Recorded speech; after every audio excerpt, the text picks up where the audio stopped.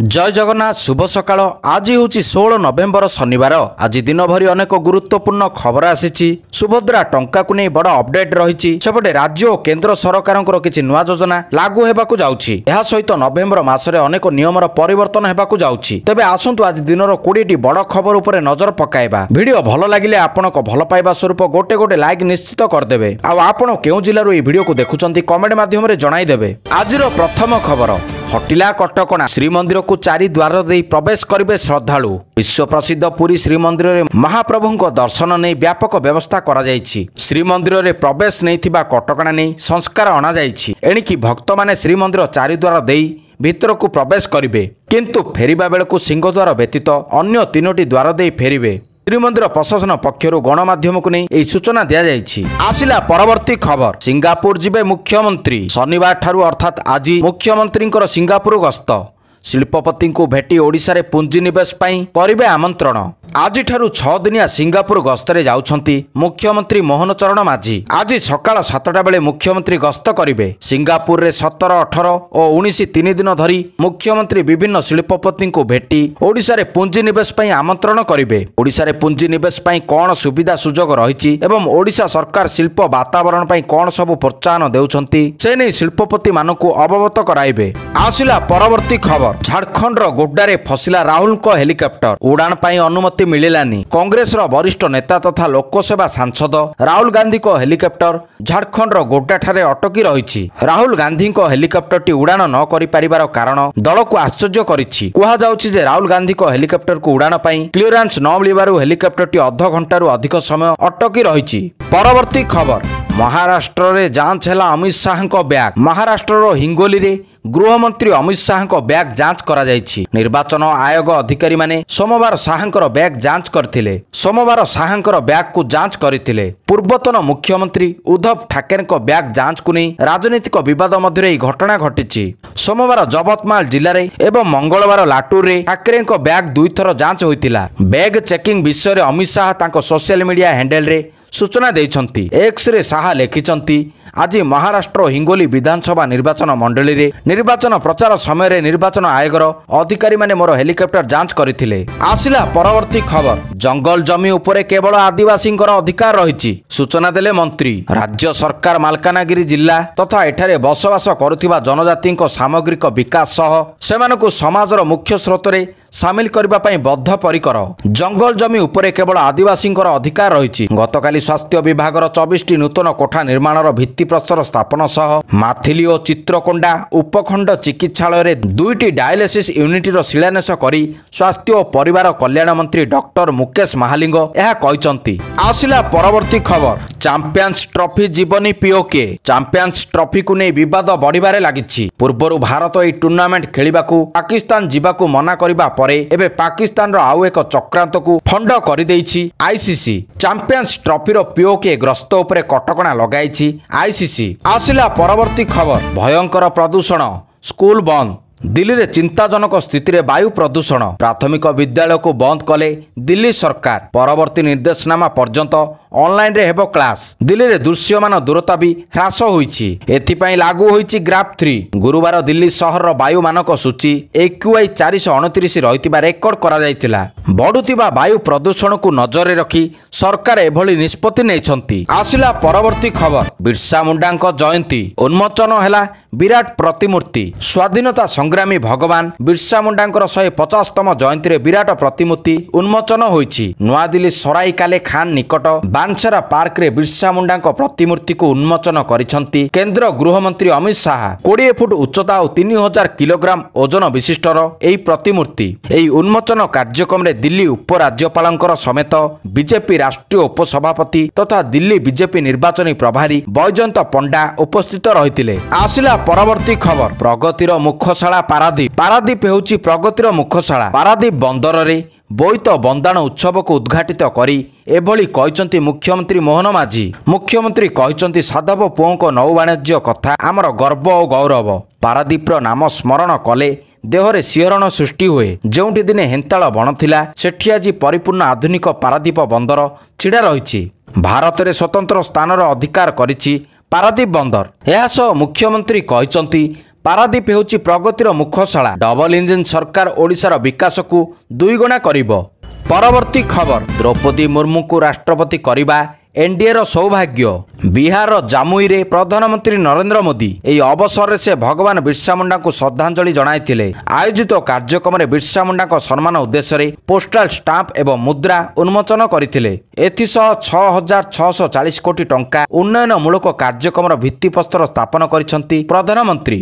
ଏହି ଅବସରରେ ଉପସ୍ଥିତ ରହିଥିଲେ ବିହାର ମୁଖ୍ୟମନ୍ତ୍ରୀ ନୀତିଶ କୁମାର। ତେବେ ଜନଜାତି ଗୌରବ ଦିବସରେ ରାଷ୍ଟ୍ରପତିଙ୍କୁ ପ୍ରଶଂସା କରିଛନ୍ତି ପ୍ରଧାନମନ୍ତ୍ରୀ ମୋଦି। କହିଲେ ଏନ୍ଡିଏର ସୌଭାଗ୍ୟ, ଦ୍ରୌପଦୀ ମୁର୍ମୁଙ୍କୁ ରାଷ୍ଟ୍ରପତି କରିବାର ସୌଭାଗ୍ୟ ମିଳିଲା। ଆସିଲା ପରବର୍ତ୍ତୀ ଖବର, ପେସା ପାଇଁ ଜନସଭା। ପେସା ଆଇନ ଲାଗୁ ପୂର୍ବରୁ ଲୋକଙ୍କ ମତ ନେବେ ରାଜ୍ୟ ସରକାର। ଲୋକଙ୍କ ମତ ନେବା ସହ କରିବେ ସଚେତନା ସଭା। ଏନେଇ ଜନଜାତି ଗୌରବ ଦିବସରେ ଘୋଷଣା କରିଛନ୍ତି ମୁଖ୍ୟମନ୍ତ୍ରୀ ମୋହନ ମାଝୀ। ଆସନ୍ତା 26 ତାରିଖ ପର୍ଯ୍ୟନ୍ତ ପ୍ରତି ଗାଁରେ ଜନସଭା କରାଯିବ। ପେସା କିପରି କାର୍ଯ୍ୟକାରୀ ହେବ ସେ ନେଇ ବିସ୍ତୃତ ଆଲୋଚନା ହେବ ବୋଲି ମୁଖ୍ୟମନ୍ତ୍ରୀ ଘୋଷଣା କରିଛନ୍ତି। ବିର୍ସା ମୁଣ୍ଡାଙ୍କ 150ତମ ଜନ୍ମ ଜୟନ୍ତୀ ଅବସରରେ ରାଜ୍ୟ ସରକାରଙ୍କ ପକ୍ଷରୁ ଜନତା ମଇଦାନଠାରେ ଆୟୋଜିତ ହୋଇଥିଲା ରାଜ୍ୟସ୍ତରୀୟ ଜନଜାତି ଗୌରବ ଦିବସ। ଆସିଲା ପରବର୍ତ୍ତୀ ଖବର, ପ୍ରଧାନମନ୍ତ୍ରୀଙ୍କ ବିମାନରେ ତ୍ରୁଟି। ଗତକାଲି ଝାଡ଼ଖଣ୍ଡ ଗସ୍ତରେ ଥିଲେ ପ୍ରଧାନମନ୍ତ୍ରୀ ନରେନ୍ଦ୍ର ମୋଦି। ପ୍ରଧାନମନ୍ତ୍ରୀ ମୋଦିଙ୍କ କାର୍ଯ୍ୟକ୍ରମ ପରେ ସେ ଦେଓଘରରୁ ଦିଲ୍ଲୀ ଆସିବାର ଥିଲା, କିନ୍ତୁ ପ୍ରଧାନମନ୍ତ୍ରୀଙ୍କ ବିମାନରେ ବୈଷୟିକ ତ୍ରୁଟି କାରଣରୁ ଏହି ବିମାନଟି ଦେଓଘର ବିମାନ ବନ୍ଦରରେ କିଛି ସମୟ ଅଟକି ରହିଥିଲା, ଯାହା ଫଳରେ ପ୍ରଧାନମନ୍ତ୍ରୀ ମୋଦି ଦିଲ୍ଲୀ ଫେରିବାରେ ସାମାନ୍ୟ ବିଳମ୍ବ ହୋଇଥିଲା। ଆସିଲା ପରବର୍ତ୍ତୀ ଖବର, ଆରମ୍ଭ ହୋଇଯାଇଛି 2024 ବାଲିଯାତ୍ରା। ମୁଖ୍ୟମନ୍ତ୍ରୀ କରିଛନ୍ତି ଏହାର ଉଦ୍ଘାଟନ। ଗତକାଲିଠାରୁ ଆରମ୍ଭ ହୋଇଛି କଟକ ପ୍ରସିଦ୍ଧ ବାଲିଯାତ୍ରା। ମୁଖ୍ୟମନ୍ତ୍ରୀ ମୋହନ ଚରଣ ମାଝୀ ଏହାର ଉଦ୍ଘାଟନ କରିଛନ୍ତି। କାର୍ଯ୍ୟକ୍ରମ ଅବସରରେ ଉପସ୍ଥିତ ଅଛନ୍ତି ବିଭିନ୍ନ ଦେଶର ରାଷ୍ଟ୍ରଦୂତ ଓ କୂଟନୀତିଜ୍ଞ। ଚଳିତ ବର୍ଷ ବାଲିଯାତ୍ରାରେ ଦର୍ଶକଙ୍କ ପାଇଁ ରହିଛି ଅନେକ ଆକର୍ଷଣ। ବିଭିନ୍ନ ପ୍ରକାର ଦୋଳି ସହ ଇନଫିନିଟି ୱାର୍ଲ୍ଡ କଟକ ଇନ୍ କଟକରେ ଦେଖିବାକୁ ମିଳିବ ଓଡ଼ିଆ ଚଳଚ୍ଚିତ୍ର ଇତିହାସର ଝଲକ। ଏଥର ଉପର ତଳ ପଡ଼ିଆ ମିଶାଇ ମୋଟ 2500ରୁ ଉର୍ଦ୍ଧ୍ୱ ଷ୍ଟଲ ପ୍ରସ୍ତୁତ ହୋଇଛି। କଟକ ବାଲିଯାତ୍ରା ପାଇଁ କମିଶନରେଟ୍ ପୋଲିସ ପକ୍ଷରୁ ମଧ୍ୟ ଟ୍ରାଫିକ ଉପରେ କଟକଣା ଜାରି ରହିଛି। ଆସିଲା ପରବର୍ତ୍ତୀ ଖବର, ଚାଷୀଙ୍କ ସହ ଖେଳିଲେ ଛାଡ଼ିବୁନି। ତେଜିଲା ଧାନ କିଣା ରାଜନୀତି। ଧାନ ସଂଗ୍ରହକୁ ନେଇ ବିଜେଡି ବିଜେପି ମଧ୍ୟରେ ବଢିଲା ଆରୋପ ପ୍ରତ୍ୟାରୋପ। ବିଜେଡି ବିଧାୟକ ଧ୍ରୁବ ସାହୁ ରାଜ୍ୟ ସରକାରଙ୍କୁ ସମାଲୋଚନା କରି କହିଛନ୍ତି, ସ୍ୱାମୀନାଥନ କମିଟିର ସୁପାରିଶ ଆଧାରରେ ଧାନର ସର୍ବନିମ୍ନ ସହାୟକ ମୂଲ୍ୟ ନ ବଢ଼ାଇ ଓଡ଼ିଆବାସୀଙ୍କୁ ବୋନସ ନାଁରେ ଲଲିପପ୍ ଦେଉଛି ବିଜେପି ସରକାର। କେନ୍ଦ୍ର ସରକାର ବୋନସ ନ ଦେବା ପାଇଁ ରାଜ୍ୟ ସରକାରଙ୍କ ସହ ଚୁକ୍ତି କରିବା ସହ ତାଗିଦ କରିଥିଲେ। ବର୍ତ୍ତମାନ କେନ୍ଦ୍ରର ଅନୁମତିରେ ବୋନସ ଦେଉଛନ୍ତି କି ନାହିଁ ସ୍ପଷ୍ଟ କରିବାକୁ ବିଜେଡି ଦାବି କରିଛି। ଏପଟେ ବିଜେଡିକୁ ଜବାବ ଦେଇ ବିଜେପି ବିଧାୟକ ଅଶ୍ୱିନୀ ଷଡ଼ଙ୍ଗୀ କହିଛନ୍ତି, ଧାନ କ୍ୱିଣ୍ଟାଲ ପିଛା 3100 ଟଙ୍କା ଦେଇ ବିଜେପି ଐତିହାସିକ କାର୍ଯ୍ୟ କରିବାକୁ ଯାଉଛି। ସାହୋଲାରେ ପୂର୍ବ ବିଜେଡି ସରକାର ମିଛ କହି ପଳାଇ ଆସିଥିବା ବେଳେ ବିଜେପି ସରକାର ସେଠାରେ 800 ଟଙ୍କା ଲେଖାଏଁ ବୋନସ ଦେବାକୁ ଯାଉଛି। ଆସିଲା ପରବର୍ତ୍ତୀ ଖବର, ସୁଦର୍ଶନ ପଟ୍ଟନାୟକଙ୍କ ବାଲୁକା କଳାକୃତିକୁ ସେୟାର କଲେ କେନ୍ଦ୍ରମନ୍ତ୍ରୀ ପ୍ରହ୍ଲାଦ ଯୋଶୀ। ପୁରୀ ବେଳାଭୂମିରେ ବିଶିଷ୍ଟ ବାଲୁକା ଶିଳ୍ପୀ ସୁଦର୍ଶନ ପଟ୍ଟନାୟକ କଳାକୃତିକୁ କେନ୍ଦ୍ର ନୂତନ ଓ ଅକ୍ଷୟ ଶକ୍ତି ମନ୍ତ୍ରୀ ପ୍ରହ୍ଲାଦ ଯୋଶୀ ସାମାଜିକ ଗଣମାଧ୍ୟମ ଏକ୍ସରେ ସେୟାର କରିଛନ୍ତି। ସେ ଅକ୍ଷୟ ଶକ୍ତି କ୍ଷେତ୍ରରେ 200 ଗିଗାୱାଟ ମାଇଲ ଖୁଣ୍ଟ ଅତିକ୍ରମ କରିବାରେ ଭାରତର ଉଲ୍ଲେଖନୀୟ ସଫଳତାକୁ ସମ୍ମାନ ଜଣାଇ ଏହାକୁ ଟ୍ୱିଟ୍ କରିଛନ୍ତି। ଆସିଲା ପରବର୍ତ୍ତୀ ଖବର, ମୋଦିଙ୍କ ଉପରେ ବର୍ଷିଲେ ରାହୁଲ। କହିଲେ 56 ଇଞ୍ଚର ଛାତିକୁ ଆମର ଡର ନାହିଁ, ଆମେ ନରେନ୍ଦ୍ର ମୋଦିଙ୍କୁ ଡରୁ ନାହୁଁ। 56 ଇଞ୍ଚର ଛାତି ମନ୍ କି ବାତ୍, ବିଜେପି ଏବଂ ମୋଦିଜୀଙ୍କୁ ଆମର ଭୟ ନାହିଁ। ନରେନ୍ଦ୍ର ମୋଦିଙ୍କ କଥାରେ କୋଟିପତିମାନେ କାମ କରୁଛନ୍ତି, ତାଙ୍କ କଥାରେ ସେ କାମ କରୁଛନ୍ତି। କୋଟିପତି ତୁମ ଜମି ଚାହୁଁଛନ୍ତି। ବିଜେପି ଓ ମୋଦିଜୀ ମୁମ୍ବାଇର ଧାରାବିକୁ ଆଦାନୀକୁ ଦେବାକୁ ଚାହୁଁଛନ୍ତି। ମୋଦି କେବଳ ମନ କଥା କହିବେ, ଲମ୍ବା ଲମ୍ବା ଭାଷଣ ମାରିବେ, ପୁଣି ସନ୍ଧ୍ୟାରେ ଆମ୍ବାନୀଙ୍କ ବାହାଘରରେ ସାମିଲ ହେବେ, ଭୋଜି ଖାଇବେ, ନାଚ ଗୀତ ଉପଭୋଗ କରିବେ। ଝାଡ଼ଖଣ୍ଡ ଗୋଡାରେ ନିର୍ବାଚନୀ ରାଲି କରି ବିଜେପି ଓ ପ୍ରଧାନମନ୍ତ୍ରୀ ମୋଦିଙ୍କୁ ଜୋରଦାର ଟାର୍ଗେଟ କରିଛନ୍ତି କଂଗ୍ରେସର ନେତା ରାହୁଲ ଗାନ୍ଧୀ। ଆସିଲା ପରବର୍ତ୍ତୀ ଖବର, ସାରଥୀଙ୍କୁ ସାର୍ଟିଫାଏଡ କପି ଆବେଦନ କରିବାକୁ ହାଇକୋର୍ଟଙ୍କ ନିର୍ଦ୍ଦେଶ। ହାଇକୋର୍ଟରେ ସନ୍ତୋଷ କୁମାର ରାଉଳ ଓରଫ ସାରଥୀଙ୍କ ଆୟକର ମାମଲା ନଭେମ୍ବର ମାସ 22 ତାରିଖ ସୁଦ୍ଧା ଆପ୍ରୋପ୍ରିଏଟ୍ ଅଥରିଟିଙ୍କ ନିକଟରେ ସାର୍ଟିଫାଏଡ କପି ଆବେଦନ କରିବାକୁ ସାରଥୀଙ୍କୁ ନିର୍ଦ୍ଦେଶ ଦେଇଛନ୍ତି ହାଇକୋର୍ଟ।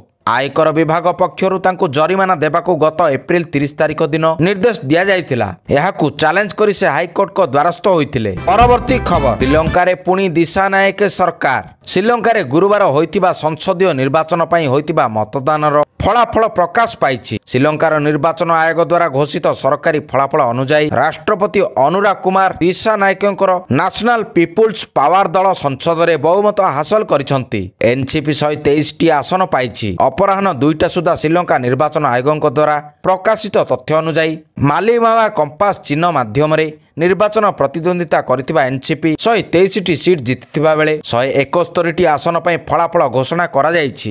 ଆସିଲା ପରବର୍ତ୍ତୀ ଖବର। ଟାୟାରରୁ ବାହାରିଲା 11ଟି ଟଙ୍କା ବ୍ୟାଣ୍ଡେଲ। ସୋସିଆଲ ମିଡିଆରେ ଭିଡିଓ ଭାଇରାଲ। ଟାୟାରରୁ ବାହାରିଲା ପୁଳା ପୁଳା ଟଙ୍କା। ଲକ୍ଷେ କି 2 ଲକ୍ଷ ନୁହଁ, ଏକାଥରେ ମିଳିଲା 50 ଲକ୍ଷ ଟଙ୍କା, ଅର୍ଥାତ୍ ପାଖାପାଖି 11ଟି ଟଙ୍କା ବଣ୍ଡଲ। ତେବେ ବର୍ତ୍ତମାନ ଝାଡ଼ଖଣ୍ଡରେ ନିର୍ବାଚନ ଚାଲୁଥିବା ବେଳେ ଏତେ ପରିମାଣର ଟଙ୍କା ମିଳିବା ପରେ ରାଜନୀତି ସରଗମ ହୋଇଛି। ତେବେ ଝାଡ଼ଖଣ୍ଡ ବିହାର ସୀମା ନିକଟ ଦେଓରୀ ପୋଲିସ ଷ୍ଟେସନ ଅଞ୍ଚଳରେ ଥିବା ଏକ ଚେକ୍ ପୋଷ୍ଟରେ ଗାଡ଼ି ଚେକ୍ ସମୟରେ ଏତେ ପରିମାଣର ଟଙ୍କା ମିଳିଛି। ଆୟକର ବିଭାଗ କହିବା ଅନୁଯାୟୀ ଝାଡ଼ଖଣ୍ଡର ଏକ ଗାଡ଼ିର ଟାୟାର ଭିତରୁ 50 ଲକ୍ଷ ଟଙ୍କା ଜବତ ହୋଇଛି। ଆସିଲା ପରବର୍ତ୍ତୀ ଖବର। ଆଦିବାସୀ ପିଲାଙ୍କ ଉଜ୍ଜଳ ଭବିଷ୍ୟତ ପାଇଁ 1535 କୋଟି ଟଙ୍କା ଖର୍ଚ୍ଚ କରିବେ ରାଜ୍ୟ ସରକାର। ଗତକାଲି ଜନତା ମଇଦାନରେ ରାଜ୍ୟସ୍ତରୀୟ ବିର୍ସା ମୁଣ୍ଡାଙ୍କ ଜୟନ୍ତୀ ଏବଂ ଜନଜାତୀୟ ଗୌରବ ଦିବସ ପାଳିତ ହୋଇଛି। ଏହି ଅବସରରେ ମୁଖ୍ୟ ଅତିଥି ଭାବରେ ଯୋଗ ଦେଇଥିଲେ ମୁଖ୍ୟମନ୍ତ୍ରୀ ମୋହନ ମାଝୀ। କାର୍ଯ୍ୟକ୍ରମରେ ଉଦ୍ବୋଧନ ଦେଇ ମୁଖ୍ୟମନ୍ତ୍ରୀ ଭଗବାନ ବିର୍ସା ମୁଣ୍ଡାଙ୍କୁ ଶ୍ରଦ୍ଧାଞ୍ଜଳି ଅର୍ପଣ କରି କହିଥିଲେ ଯେ ବିର୍ସା ମୁଣ୍ଡା ଆମ ସ୍ୱାଧୀନତା ସଂଗ୍ରାମର ଏକ ଅନନ୍ୟ ଯୋଦ୍ଧା। ବିର୍ସା ମୁଣ୍ଡାଙ୍କ ସଂଗ୍ରାମୀ କାହାଣୀ ସ୍ୱର୍ଣ୍ଣାକ୍ଷରରେ ଲିପିବଦ୍ଧ ହୋଇ ରହିଛି ଓ ରହିବ ବୋଲି ସେ କହିଥିଲେ। ଆଦିବାସୀମାନଙ୍କ ଉନ୍ନତି ପାଇଁ ତାଙ୍କ ଅବଦାନକୁ ଦେଶ ଓ ଜାତି କେବେ ଭୁଲିବ ନାହିଁ ବୋଲି ସେ କହିଥିଲେ। ମୁଖ୍ୟମନ୍ତ୍ରୀ ଜନଜାତିଙ୍କ ଉନ୍ନତି ଓ କଲ୍ୟାଣ ପାଇଁ 1535 କୋଟି ଟଙ୍କାର ପ୍ରକଳ୍ପ ପାଇଁ ଭିତ୍ତିପ୍ରସ୍ତର ରଖିଛନ୍ତି। ଏଥିରେ 16ଟି ଆଶ୍ରମ ସ୍କୁଲକୁ ହାଇସ୍କୁଲକୁ ଉନ୍ନତି କରାଯିବ। ପ୍ରତ୍ୟେକ ସ୍କୁଲ ପିଛା 15 କୋଟି ଟଙ୍କା ଭାବରେ ସମୁଦାୟ 240 କୋଟି ଟଙ୍କା ବିନିଯୋଗ ହେବ। ଆସିଲା ପରବର୍ତ୍ତୀ ଖବର। 700 କିଲୋଗ୍ରାମରୁ ଅଧିକ ନିଷିଦ୍ଧ ମେଥାମ୍ପେଟାମିନ୍ ଜବତ। ସୁରକ୍ଷା ସଂସ୍ଥାଗୁଡ଼ିକୁ ଅଭିନନ୍ଦନ ଜଣାଇଲେ ଅମିତ ଶାହା। କେନ୍ଦ୍ର ସ୍ୱରାଷ୍ଟ୍ର ମନ୍ତ୍ରୀ ଅମିତ ଶାହା ଗୁଜରାଟରେ ଏକ ଅନ୍ତର୍ଜାତୀୟ ନିଶା କାରବାର ଗ୍ୟାଙ୍ଗର ପର୍ଦ୍ଦାଫାଶ କରିବା ଏବଂ 700 କିଲୋଗ୍ରାମ ନିଶାଦ୍ରବ୍ୟ ମେଥାମ୍ପେଟାମିନ୍ ଜବତ କରିଥିବାରୁ ସୁରକ୍ଷା ଏଜେନ୍ସିଗୁଡ଼ିକୁ ଅଭିନନ୍ଦନ ଜଣାଇଛନ୍ତି। ଶ୍ରୀ ଶାହା ଏକ ପୋଷ୍ଟରେ କହିଛନ୍ତି ଯେ ନିଶାମୁକ୍ତ ଭାରତ ପାଇଁ ପ୍ରଧାନମନ୍ତ୍ରୀ ମୋଦିଙ୍କ ସ୍ୱପ୍ନକୁ ଅନୁସରଣ କରି ଆମ ଏଜେନ୍ସିମାନେ ଆଜି ଗୁଜରାଟରେ ଏକ ଅନ୍ତର୍ଜାତୀୟ ନିଶା କାରବାର ଗ୍ୟାଙ୍ଗର ପର୍ଦ୍ଦାଫାଶ କରିଛନ୍ତି ଏବଂ ପାଖାପାଖି 700 କିଲୋଗ୍ରାମର ନିଷିଦ୍ଧ ନିଶାଦ୍ରବ୍ୟ ଜବତ ହୋଇଛି। ଆସିଲା ପରବର୍ତ୍ତୀ ଖବର। 18 ଓ 25ରେ ମୁଖ୍ୟମନ୍ତ୍ରୀଙ୍କ ଜନ ଅଭିଯୋଗ ଶୁଣାଣି ବନ୍ଦ ରହିବ। ଚଳିତ ମାସ 18 ଓ 25 ତାରିଖରେ ମୁଖ୍ୟମନ୍ତ୍ରୀଙ୍କ ଅଭିଯୋଗ ପ୍ରକୋଷ୍ଠରେ ଜନ ଅଭିଯୋଗ ଶୁଣାଣି ବନ୍ଦ ରହିବ। କାର୍ଯ୍ୟ ବ୍ୟବସ୍ଥା ଯୋଗୁଁ ମୁଖ୍ୟମନ୍ତ୍ରୀ ମୋହନ ମାଝୀ ଉପସ୍ଥିତ ରହିପାରିବେ ନାହିଁ ବୋଲି ଜଣାପଡ଼ିଛି। ରାଜ୍ୟ ସାଧାରଣ ପ୍ରଶାସନ ଓ ସାଧାରଣ ଅଭିଯୋଗ ବିଭାଗ ପକ୍ଷରୁ ଜାରି ସୂଚନା ଅନୁସାରେ ଆସନ୍ତା 18 ଓ 25 ତାରିଖରେ ୟୁନିଟି 5 ସ୍ଥିତ ମୁଖ୍ୟମନ୍ତ୍ରୀଙ୍କ ଅଭିଯୋଗ ପ୍ରକୋଷ୍ଠରେ ଜନ ଅଭିଯୋଗ ଶୁଣାଣି ବନ୍ଦ ହେବ। ଆସିଲା ପରବର୍ତ୍ତୀ ଖବର। ମଲ୍ଲିକା ସାଗର ହେବେ ନିଲାମୀଧାରୀ। Indian Premier League IPL 2025 mega ଅକ୍ସନକୁ ନେଇ ବଡ଼ ଅପଡେଟ୍ ସାମ୍ନାକୁ ଆସିଲା। ଚଳିତ ଥର ମଧ୍ୟ ଜଣେ ମହିଳା ନିଲାମଧାରୀଙ୍କର ନାମ ସାମ୍ନାକୁ ଆସିଛି। ସେ ପୂର୍ବରୁ IPL ସହ ମହିଳା ପ୍ରିମିୟର ଲିଗ୍ WPLରେ ନିଲାମଧାରୀ ଭାବରେ ଦାୟିତ୍ୱ ତୁଲାଇଛନ୍ତି। ତାଙ୍କ ପାଖରେ ପ୍ରାୟ 2 ଦଶନ୍ଧିର ଅନୁଭବ ରହିଛି। IPL ଇତିହାସରେ ପ୍ରଥମ ମହିଳା ନିଲାମଧାରୀ ଭାବରେ ସେ ରେକର୍ଡ ସୃଷ୍ଟି କରିଛନ୍ତି। ତାଙ୍କ ନାଁ ହେଉଛି ମଲ୍ଲିକା ସାଗର। ଆସିଲା ପରବର୍ତ୍ତୀ ଖବର। ଧାର୍ମିକ କାର୍ଯ୍ୟକ୍ରମରେ ହିନ୍ଦୁଙ୍କୁ ଗୁଳିମାଡ଼। ଶ୍ରଦ୍ଧାଳୁଙ୍କ ଠାରୁ ଲୁଟିଲେ 4.5 ଲକ୍ଷ ଟଙ୍କା। ପାକିସ୍ତାନରେ ହିନ୍ଦୁଙ୍କ ଉପରେ ଅତ୍ୟାଚାର ଥମିବାର ନା ନେଉନାହିଁ। ଶୁକ୍ରବାର ଦିନ ନାନକାନା ସାହିବ ଯାଉଥିବା ଜଣେ ହିନ୍ଦୁ ଭକ୍ତଙ୍କୁ ଗୁଳି କରି ହତ୍ୟା କରାଯାଇଥିଲା। ଗୁରୁ ନାନକ ଦେବଙ୍କର 555ତମ ଜୟନ୍ତୀ ଅବସରରେ ଆୟୋଜିତ ଏକ ଧାର୍ମିକ କାର୍ଯ୍ୟକ୍ରମରେ ଯୋଗ ଦେବାକୁ ଯାଉଥିଲେ ଭକ୍ତ। ନ୍ୟୁଜ୍ ଏଜେନ୍ସି PTIର ରିପୋର୍ଟ ଅନୁଯାୟୀ ବୁଧବାର ଏହି ଘଟଣା ସାମ୍ନାକୁ ଆସିଛି। ସିନ୍ଧରେ ରହୁଥିବା ରାଜେଶ କୁମାର ତାଙ୍କ ସାଙ୍ଗ ଓ ସମ୍ପର୍କୀୟଙ୍କ ସହ ଏକ କାରରେ ନାନକାନା ସାହିବ ଅଭିମୁଖେ ଯାଉଥିଲେ। ଆସିଲା ପରବର୍ତ୍ତୀ ଖବର। ବଦଳିବେ ମୁଖ୍ୟମନ୍ତ୍ରୀ। ଉତ୍ତରପ୍ରଦେଶରେ 9ଟି ଆସନରେ ହେଉଥିବା ଉପନିର୍ବାଚନ ମଧ୍ୟରେ ନେତାମାନଙ୍କ ବୟାନବାଜି ତୀବ୍ର ହେବାରେ ଲାଗିଛି। ସମାଜବାଦୀ ପାର୍ଟି ମୁଖ୍ୟ ଅଖିଳେଶ ଯାଦବ ଶୁକ୍ରବାର ଦିନ କରହେଲରେ ଉପନିର୍ବାଚନକୁ ନେଇ ଜନସଭାକୁ ସମ୍ବୋଧିତ କରିଛନ୍ତି। ଅଖିଳେଶ ତାଙ୍କ ସମ୍ବୋଧନରେ CM ଯୋଗୀ ଆଦିତ୍ୟନାଥଙ୍କ ଉପରେ ଟାର୍ଗେଟ କରିଛନ୍ତି ଏବଂ ଏକ ବଡ଼ ଦାବି ମଧ୍ୟ କରିଛନ୍ତି। ଅଖିଳେଶ ଯାଦବ କହିଛନ୍ତି ମହାରାଷ୍ଟ୍ର ନିର୍ବାଚନ ପରେ ଉତ୍ତରପ୍ରଦେଶ ଚୌକି ମଧ୍ୟ ଛଡ଼ାଇ ନିଆଯିବ। ଆମ ମୁଖ୍ୟମନ୍ତ୍ରୀ ସମାଜ ଭିତରେ ବାରୁଦ ବିସ୍ତାର କରିଛନ୍ତି, କିନ୍ତୁ ତାଙ୍କ ତଳେ ଏକ ସୁଡ଼ଙ୍ଗ ଖୋଳାଯାଇଛି। ଆଜିର ଶେଷ ଖବର। ରାଜ୍ୟସ୍ତରୀୟ କଳା ଉତ୍ସବ 2024 ଆୟୋଜିତ। राज्यस्तरीय कला उत्सव 2024 यूनिट 6 स्थित सरकारी बालिका उच्च विद्यालय आयोजित होईछि।